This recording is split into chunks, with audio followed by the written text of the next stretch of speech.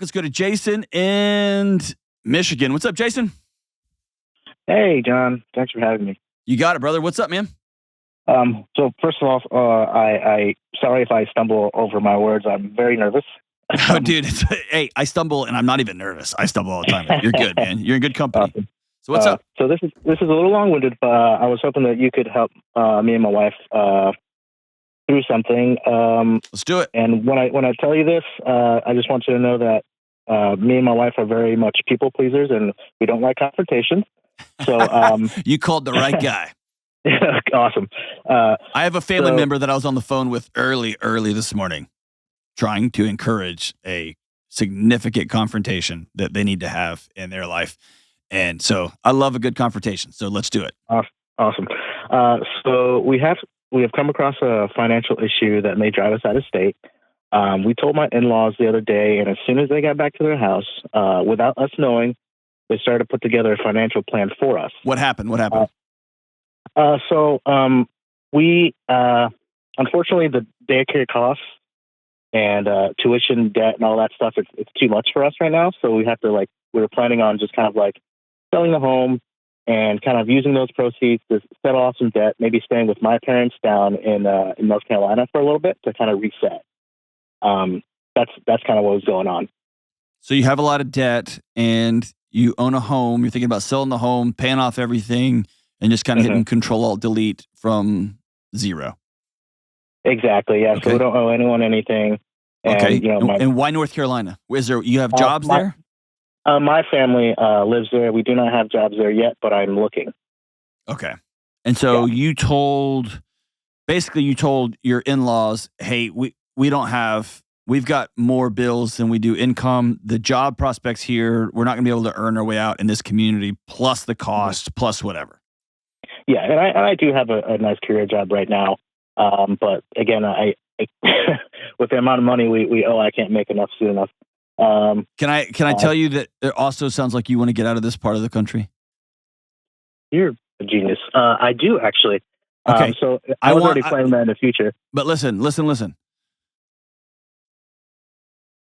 Well, before we even get to the crux of your question, when you have these kind of conversations with in-laws and with other people, be 100% honest.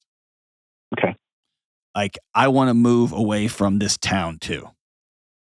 Okay. See what I'm saying? Sure.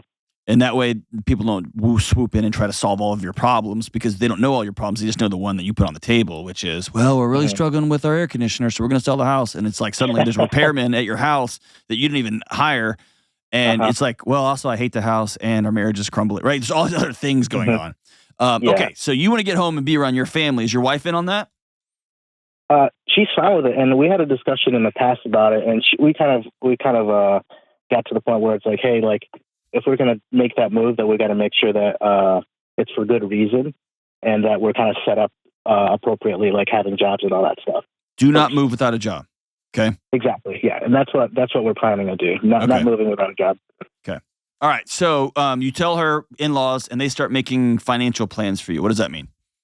So they came up with this plan. Let's say their plan was essentially like a chart of our pros and cons, and also they created like a color-coded chart of like our mental health and our happiness. No, absolutely not. No, they get no vote on that. 0.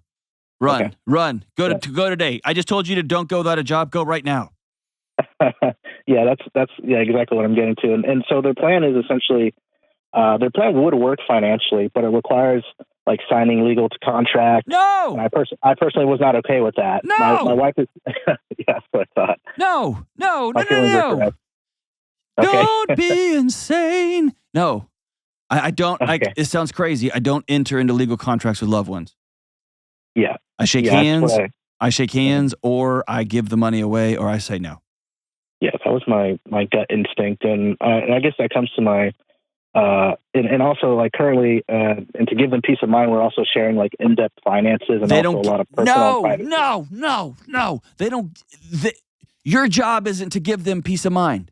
That's not your job. That's their job. They're grown-ups. They're the parents. Yeah. Their job is to go figure out their own peace of mind, not to use y'all to try to get it. Yeah, I'm trying to make a decision for my family, and it's hard for it's hard to consider them into that. I'm trying to block that out. Yes, they don't get a vote. Yeah, so it comes to my questions here. Are we wrong to believe that that they have too much involvement in our lives and finances? Is it best if we tell them that we love them, but we don't need their approval to make decisions? And asking for all this information kind of makes us feel like we can't be trusted, or that we can't support ourselves. So hold on. That's what you told them. That's what we're trying to figure out how to. No. You told them that. You told them that we have to get rid of our home because we can't make enough money to survive in this part of the country. And they probably said, we're calling bullcrap on that. We see how you spend your money. We see how y'all live. And when you told them that, and you also didn't say, and we just want to move. We want a new adventure. We're going to move down south where it's cheaper, where we can keep more of our paycheck. We're going to do X and Y and Z, like fill in the blank. Why? Who cares why? I want to go fishing every weekend, and you can't do that up here. I'm tired of the cold. Whatever reasons, I want to get by my family. Whatever you want to do, but you didn't tell them that. You invited them into a conversation where you said, we're struggling so much we have to get rid of our house. Yeah. And you have to understand, for our parents' generation, getting rid of your house was everything. And so you told them, essentially, we're about to be destitute and we're going to move in with somebody else's parents. And they swooped in to say, whoa. Right? So you invited them in, kind of like a vampire. You opened the door and you said, come on in. And then they started biting everybody, and you're mad that they're biting. Like, y'all invited them in. Yeah. And you didn't tell them the whole story when they came in. Yeah, because in the past they said, hey, don't make decisions based on emotion, just make it off of like just the straight numbers. And so we're just kind of leading in with the numbers, but it's starting to feel like they're kind of coming in with some emotions too. So of course they are. Anyone who says, hey, never use emotion, that's emotional. I'm just kidding. It's not. But you know what I'm saying? Yes, here's what they want. Do you have kids? I do have 2 kids. Oh, geez. Yes, they don't want to lose their grandkids. And so they will do everything they can, including coming up with color-coded mental health charts to help you stay. Yeah, that's right. I figure, and to put a kicker on it, my father-in-law just got diagnosed with stage 4 cancer, and he's going through chemo. So it's like there's a lot of guilt involved in this decision. We're kind of at this weird crossroads, and it's really hard. Yes, it's okay if right this second isn't the time to go. That's okay. What I think you and your wife need to do is to back out of this whole thing, hit pause on everything, back all the way out. Because she's also going to be grieving that her dad has a terminal cancer diagnosis. Yeah. Step out of the whole thing.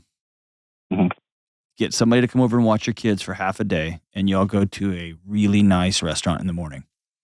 And y'all say, okay, what do we want our life to look like for the next 5 years? Yeah. And if dad's got a prognosis that he's going to not be with us in 6 months, then let's consider sitting around for 6 months and helping out. Yeah. I don't know that you need to go knock on the door and have some grand conversation about, y'all have too much influence in our life and blah, blah, all that kind of stuff. A simple, well, hey, let's take a look at your bank income statements, and a simple, no, thank you. I want to keep those personal. That suffices. Okay. And when you say things like, well, we're both just people pleasers, that's passing the buck. Just say no. Okay. And remember this line, choose guilt over resentment every time. Okay. Okay. You're going to feel, because y'all are both people pleasers, you're going to feel guilty anytime you put up a boundary.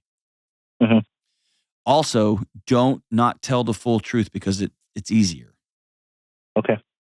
All right. So when me and my wife moved here, I had a world-class professional opportunity at a world-class university. It's my dream job. If I got fired today, I would love to go back to my exact job. They were amazing. Okay. And my wife and I were very clear we wanted a new adventure. We'd both been born and raised in the same state. We've been in the same city for 15 years or plus. It was time for us to go try a new adventure. And we told everybody that. That way there wasn't this like, well, what about the job? And when I went in to say, hey, I'm transitioning out, and they were like, well, do you want to negotiate to stay? There wasn't this big drawn out negotiation because it was only part of the reason I wanted to go. Yeah. And so I want you and your wife to be on the same page because my gut tells me the other half of this conversation is she is so used to listening to them. She likes the idea of not listening to them, but she's still going to do whatever they say. Yeah. Is that part of it too? Yeah, there's a lot of, well, she's even more of a people pleaser than I am, and she kind of shuts down when she gets into these tough conversations, and we both kind of like just kind of nod our heads and just kind of accept what's happening and what people tell us to do. Yeah. At some point, you'll have to grow up and be an adults, both of you. Yeah. And you can't continue to let your mommies and daddies run your life. You have to decide what's best for our family. What does our family want to do? And do we have some responsibilities? I think helping out with, if she is the only child, I think helping out with stage 4 cancer dad is noble. I would delay moving if you don't have to. Also, I'm not going to give financial records to my in-laws. And I love my in-laws. But if my mother-in-law said, hey, send me all of your tax return, I'm not sending that. I wouldn't give that to my parents. It's mine. It's me and my wife. That's ours. And my accountant. And one buddy I have that I trust with those hard conversations because he gives me some brutal wisdom. But other than that, they're just mine. And so I'm, or let's do this. Shift your people pleasing to you and to your wife. Start there. If you're going to please people, if you have to please somebody, seek and say, what's best for us right now? What's going to bring us joy? And then how can we love and take care of the people around us? Because now we're able to do that because we filled our pitcher up. So anyway, thanks for the call, man. Do not enter into transactional financial relationships with your family. That is the sure way to burn the whole relationship to the ground. If they want to give you money with no strings and you choose to take it, great. That's fine. If you want to move just because you're tired of living where you live and you want to go try a new place, you want to go back home with your family, great, go for it. But you and your wife need to be on the same page, talking the same language with the same crystal clear picture of what tomorrow's going to look like. We ought to take a half day, go spend the day together and dream big, weep together, grieve together, and then walk away with a plan. Here's what the next 1, 2, 3 years is going to look like. And then hang on, brother, because it comes fast.